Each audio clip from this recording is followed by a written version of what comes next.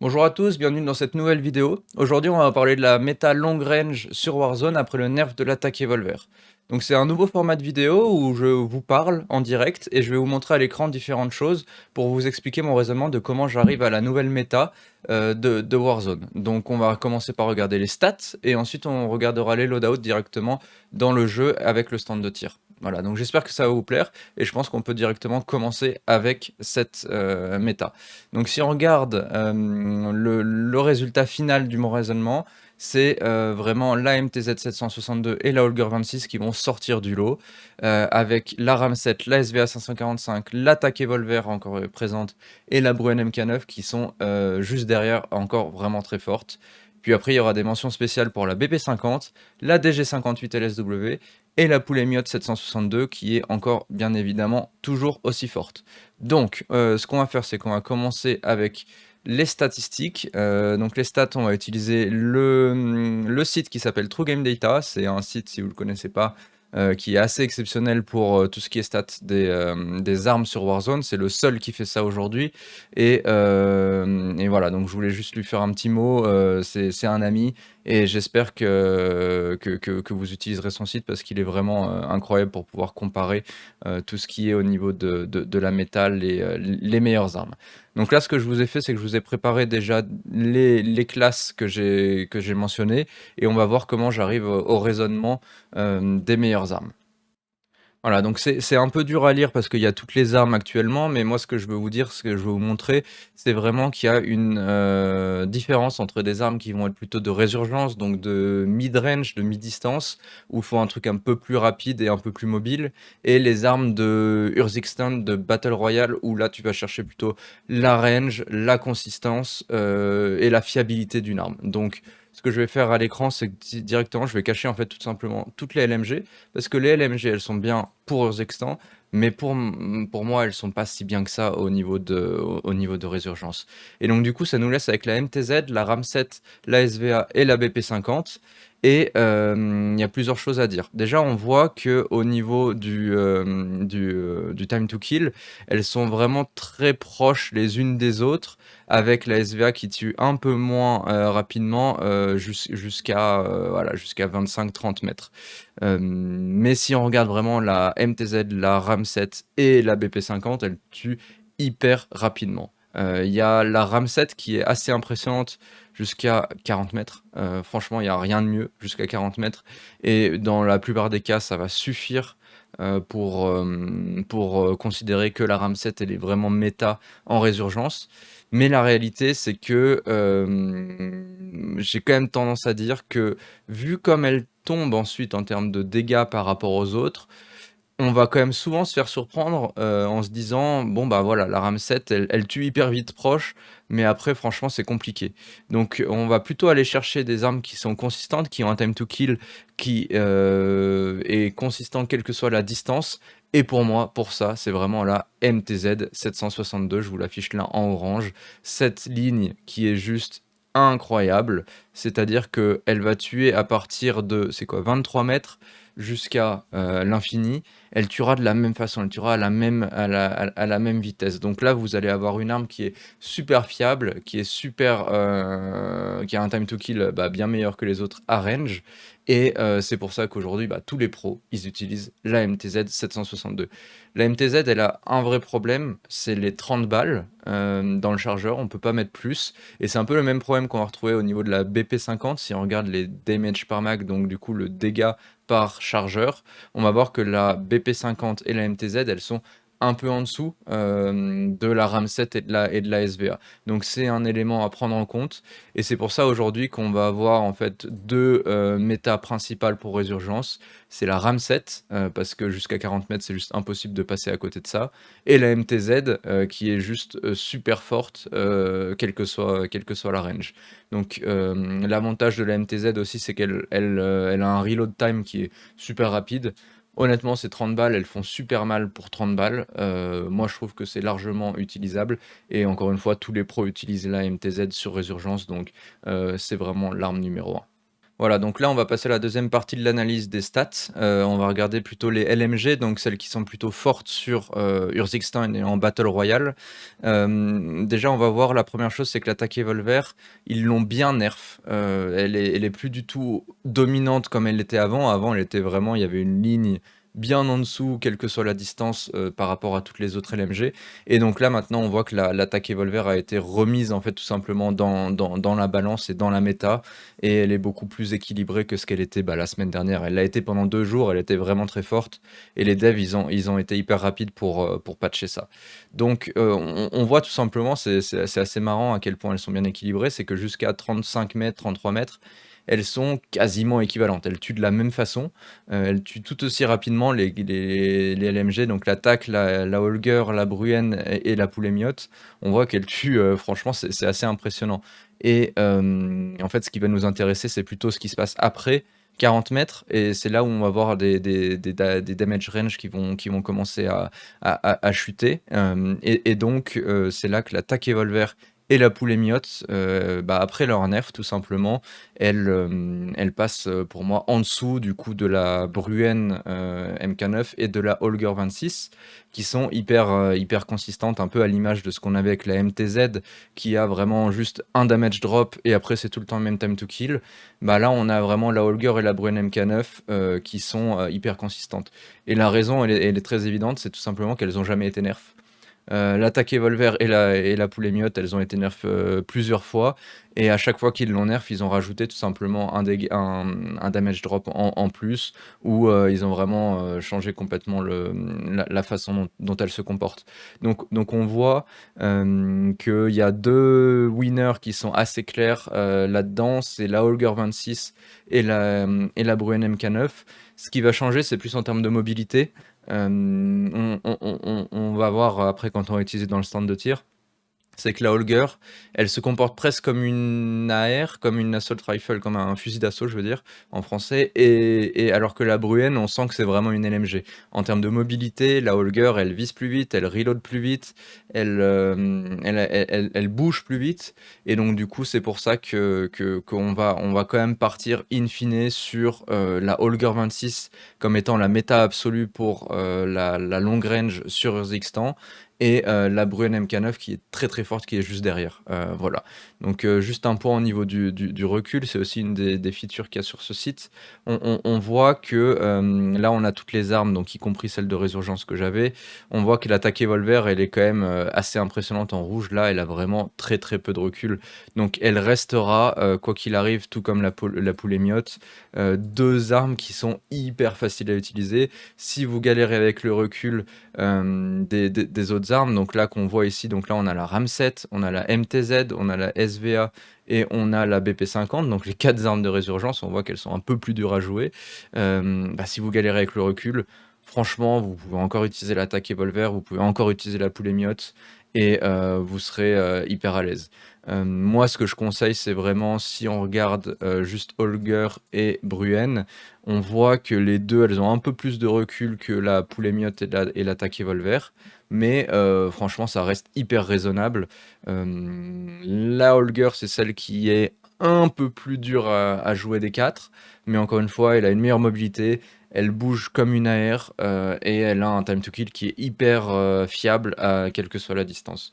Donc c'est pour ça qu'on va arriver à cette conclusion de la Holger 26 qui est la méta absolue sur la range. Et donc si on revient au niveau du classement méta que j'ai sur le site actuellement, on a vraiment la MTZ 762 qui est tellement forte en termes de time to kill qu'on peut pas ne pas la mentionner, même dans le Battle Royale en général, et donc Résurgence et Urzikstan tout compris. On voit vraiment le time to kill qui est vraiment meilleur que même que la Holger et que la Bruen. Il y a vraiment ce petit problème des 30 balles et du recul qui est un peu au-dessus. Et donc c'est pour ça qu'on va arriver à la MTZ, la Holger, et ensuite on va en méta absolue, et ensuite on va avoir en méta, donc ce que j'appelle méta, c'est tout simplement celles qui sont extrêmement fortes qui sont complètement utilisables. Vous pouvez l'utiliser, vous pouvez pas vous tromper avec. C'est la Ramset, la SVA 155, la Evolver et la Bruen MK9. Je pense même d'ailleurs que la Bruen, elle devrait être juste tout en haut à côté de la Ramset parce qu'elle a vraiment quasiment rien à envier à la Holger à part sa mobilité. Et ensuite, dans les contenders, bon, j'ai pas parlé de tous, mais on va avoir la BP50, la DG58 qui est aussi une bonne LMG, mais qui est un peu plus, comme ils disent en anglais, elle est clunky, elle bouge pas mal, elle est un peu lente, voilà, c'est pas la meilleure. La Poulet-Miotte qui a vraiment un problème de mobilité. La Taker Edicator qui est comme la DG58 qui est très très forte aussi, mais qui a un problème de mobilité. Quand tu l'as dans les mains, franchement, t'es lent. La STB 556 qui est une des seules armes Modern Warfare 2 qui apparaît dans ce classement contender, donc les armes qui pourraient être méta mais qui ont des problèmes. Le problème de la STB 56, c'est le damage per mag, comme la BP50 et la MTZ, sauf qu'elle fait moins mal. Et la DM56, si vous voulez un truc fun à utiliser, c'est pas aussi fort que ce qu'était le MTZ Interceptor, mais franchement, elle envoie du lourd. Donc voilà, c'est comme ça qu'on est arrivé à cette méta. On a les stats là. Je vous mettrai le lien en description de cette comparaison exacte en description, comme ça vous pouvez aller voir vous-même et vous faire votre propre idée. Donc on va passer au loadout. Et donc dans la deuxième partie de cette vidéo. Voilà, donc on peut passer à la deuxième partie de la vidéo. On va directement regarder dans le jeu les meilleurs loadouts des armes que je vous ai mentionnées, tout simplement. Juste avant, je vais vous montrer un petit peu les packs d'atouts et les tactiques immortelles que j'aime bien utiliser. Donc les tactiques, pour moi, il n'y a que les grenades fumigènes qui sont vraiment relevant. C'est tellement méta, tu peux te cacher et tout, c'est fou. Ça permet de rotate, il y a pas mieux que les grenades fumigènes aujourd'hui dans le jeu en termes de tactique. On pourrait utiliser évidemment les paralysantes, etc. Mais c'est pour un style de jeu très précis. En général, la fumigène, c'est celle qui est utilisée par tout le monde. Et franchement, je comprends pourquoi. Ensuite, dans les mortels, c'est là que c'est un peu plus différent. Moi, j'aime beaucoup la Semtex parce que tout simplement, ça permet d'être très précis sur où est-ce qu'elle va exploser. La grenade frag, elle a été buff récemment dans la saison 2. Donc du coup, maintenant, elle est vraiment hyper forte. Et ça peut one-shot tes ennemis. Et enfin, le couteau de lancer aussi, il peut one-shot partout haut du corps. Donc du coup, le couteau de lancer, il est hyper bien en résurgence où tu vas pouvoir achever des gens très rapidement. Donc voilà, au niveau des packs d'atouts, c'est un peu plus différent. Moi, j'adore pas de course. J'adore aussi le tour de passe-passe pour pouvoir recharger vite, surtout sur les armes de résurgence comme tout simplement la MTZ et la BP50 qui ont pas beaucoup de balles. Sinon, il y a une grosse méta au niveau de alpiniste, surtout en résurgence où du coup, ça te permet de tomber du haut d'un immeuble et en général de pas mourir, sauf si cet immeuble était vraiment très grand. Donc il y a une méta là-dessus. En troisième atout, moi je mets ravitaillement parce que j'adore avoir mes smokes et mes grenades qui se rechargent en continu. Mais il y a aussi une vraie team trempée pour pouvoir te replaquer assez vite. Et enfin, en troisième atout, pour moi il y en a trois qui sont vraiment importantes. Il y a alerte maximale. Moi je fais beaucoup de solo en BR et donc du coup l'alerte maximale c'est quand même fou parce que ça te permet de savoir s'il y a un mec qui te regarde dans ton dos et tout. Donc vraiment utile. Fantôme, ça revient pas mal. On voit que maintenant Fantôme en ranked, etc., ça revient parce qu'au final, et dans les customs, on voit que les gens utilisent beaucoup de drones et donc du coup le Fantôme c'est hyper cool. Par contre, il peut être contré par les gens qui ont œil de lynx. S'il y a un drone, tu verras les gens qui ont fantôme. Donc pour moi, c'est les trois qui sont importants. J'adore utiliser alerte maximale parce que je trouve ça juste trop confortable d'avoir quelqu'un une alerte si quelqu'un te regarde. Donc au niveau des loadouts, on va commencer avec la BP50. Donc la BP50, on voit que je l'ai construit plutôt de façon classique. On a le silencieux, on a le canon lourd pour la range, la lunette Coreo Eagle Eye, la cross-moite pour le recul et les 45 cartouches pour avoir un peu de balles, même si 45 cartouches, elles partent hyper vite. On va voir maintenant dans le stand de tir. Si je vais là dans le stand de tir, on voit que j'arrive même pas à tuer les trois avec un chargeur, ce qui est quand même hyper problématique. Par contre, franchement, elle est relativement facile d'utilisation.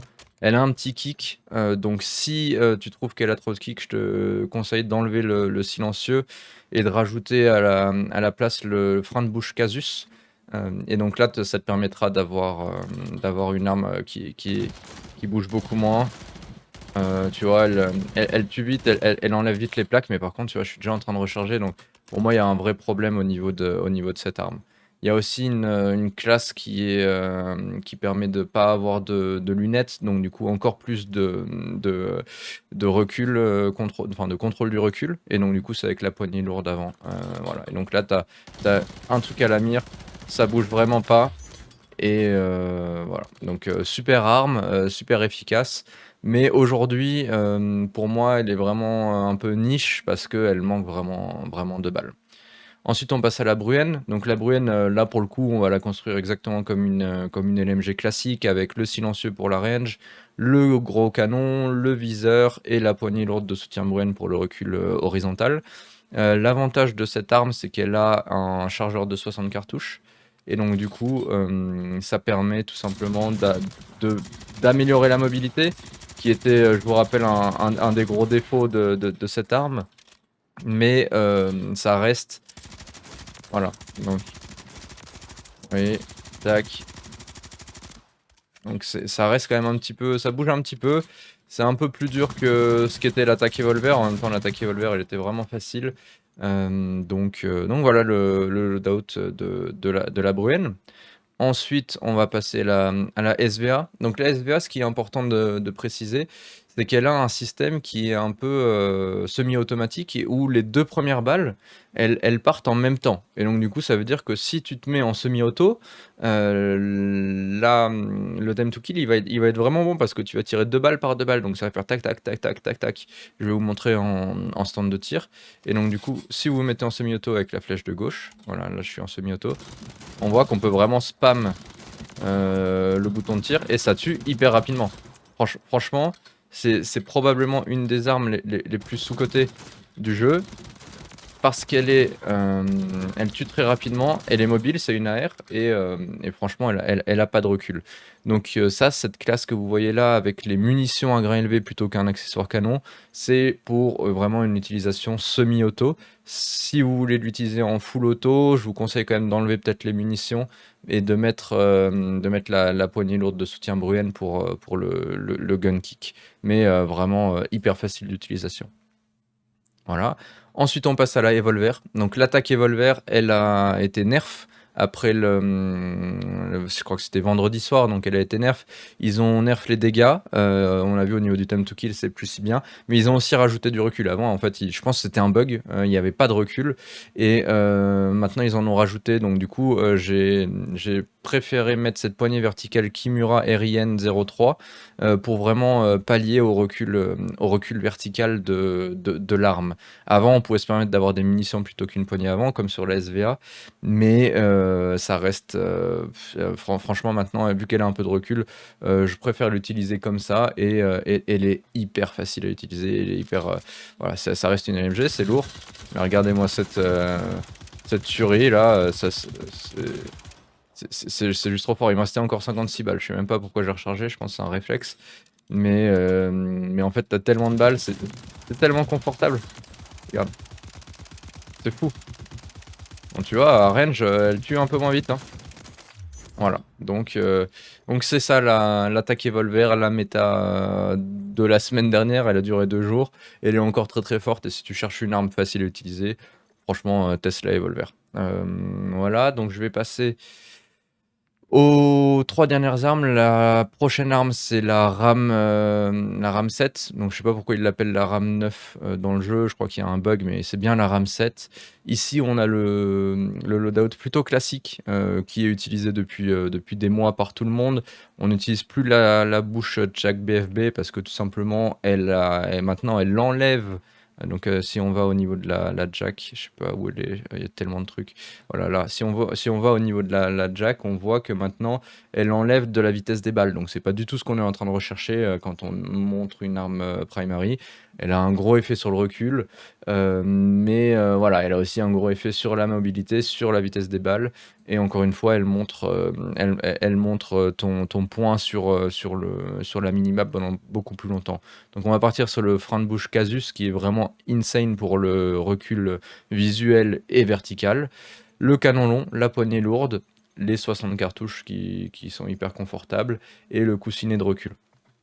Vous allez voir qu'avec ça, je pense que vous la connaissez déjà, on a une arme qui est hyper facile à utiliser. C'est vraiment... enfin, c'est presque trop facile. De base, elle a beaucoup de recul, mais avec tous ces accessoires, ça permet vraiment de compenser. Si tu veux une classe avec une lunette, alors je te conseille d'enlever la poignée avant et de rajouter la lunette MK3, voilà celle-là, le réflecteur MK3. Et donc là, tu vas avoir une arme qui a une jolie lunette, qui est un peu plus dure parce que forcément t'as pas la poignée avant, mais qui reste hyper facile. Ensuite, au niveau de la MTZ 762, donc qui est pour moi la méta absolue de résurgence et qui peut être utilisée vraiment super bien en BR aussi, c'est la MTZ 762. Le problème, c'est qu'elle a que 30 cartouches maximum, donc il y a un glitch. Il y a certaines personnes qui l'ont fait, qui maintenant du coup ont 40 cartouches dessus.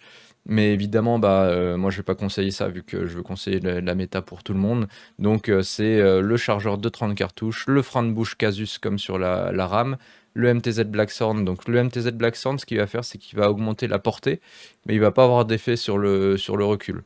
Si tu veux un truc qui bouge un peu moins, mais tu auras moins de portée, tu vois, on passe de 25 à... ah mince, on passe de 25 à 12 en termes de portée. Il y a le Pro MTZ Clinch. Par contre, tu auras moins de portée, mais tu auras un peu plus de recul. Donc, c'est pour ça que tout le monde utilise le Blackthorn, parce que tout simplement, il a une meilleure portée, ce qui est important pour une arme principale. Donc, la lunette, moi j'aime bien avoir une lunette, et après, je vais vous montrer une classe sans lunette.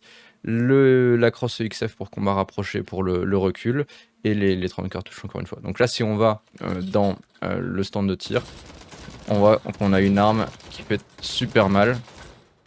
Et voilà, on était quasiment... on arrive quasiment à tuer les trois demi avec 3 plaques, alors qu'on a que 30 plaques. Et 3 plaques, 30 balles, excuse-moi. Donc voilà, on a une arme hyper efficace. Et c'est pour ça que tout le monde l'utilise aujourd'hui. Si tu veux une arme avec la mire, si ça te dérange pas, tu peux faire la classique où tu enlèves la mire et tu mets la poignée lourde de soutien Bruen. Et donc là, ça c'est la classe qui est utilisée quasiment par tous les pros en Resurgence Rank, en classé. Voilà, donc on a une arme qui bouge pas trop, elle bouge un peu plus que certaines autres armes, mais elle fait super mal, donc voilà, je conseille vraiment ces deux classes là pour la MTZ. Je vais te remettre à l'écran celle que je conseille quand même de base. Moi j'aime bien avoir le petit viseur de le réflecteur MK3. Donc voilà, donc ça c'était la meilleure MTZ. Et on finit avec la Holger 26 qui est pour moi la meilleure arme pour la range. Si tu cherches un truc qui est confortable, donc quand je dis confortable, c'est avoir un silencieux, avoir un viseur, avoir une crosse qui t'enlève du recul. Tiens, je sais pas pourquoi les munitions sont élevées, mais il faut cette classe-là plutôt avec la poignée avant. Donc en gros, ça c'est une arme qui est hyper fiable et agréable à utiliser. Si on regarde dans le stand de tir, tu vois, elle est hyper facile à contrôler. T'as beaucoup de balles. Voilà, donc il n'y a pas grand chose à dire sur cette arme. Si ce n'est que elle est vraiment sympa. Si on regarde au niveau du recul, qu'on a vu dans True Game Data déjà, c'est loin d'être impossible à contrôler. C'est un recul qui est quasiment que vertical. Donc tu as juste à drag down le joystick de droite vers le bas et on est bon. Donc voilà. Donc c'est tout pour les classes. Je vous ai montré les classes des différentes armes méta pour Warzone. C'était un nouvel exercice pour moi cette vidéo comme ça, où je vous parle et je vous décris en direct mon ressentiment et mon raisonnement sur comment arriver sur la méta. J'espère qu'elle vous a plu. Hésite pas du coup à t'abonner à la vidéo si tu en veux plus, à liker la vidéo et surtout un petit point au niveau de l'application que je crée. C'est une application qui s'appelle Community. Elle te permet d'avoir toutes les armes en temps réel en termes de méta et en termes de meilleur loadout. Donc tu vas sur l'app et instantanément tu sauras quelle arme utiliser pour quel mode. Donc du coup c'est vraiment un point qui est hyper important pour progresser tout simplement et pour savoir quoi utiliser. Toutes les armes que tu vois là dans ces vidéos, dans mes vidéos, elles viennent évidemment de l'application et c'est la même source et la même analyse qu'il y a derrière. Donc voilà, merci d'avoir suivi cette vidéo. J'espère qu'elle vous a plu et à une prochaine.